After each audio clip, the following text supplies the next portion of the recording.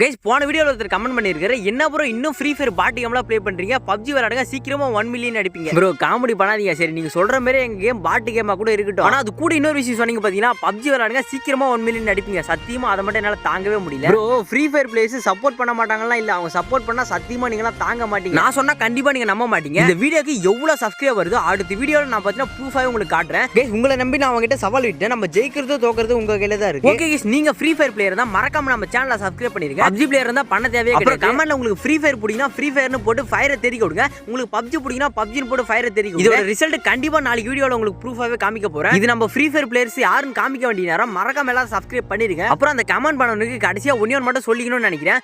இங்க நான் தான் ராஜா அண்ணே. என்னதான் கோடி கோடியா பணம் இருந்தாலும் சொத்து குவிஞ்சு கிடந்தாலும் ஆள் போல அதிகார போல அவ்வளவையா ஆடி காரை வச்சிருந்தாலும் அவங்கிட்ட இருக்கிற ராஜான்ற பட்டத்தை மட்டும் உன்னால வாங்க முடியாது.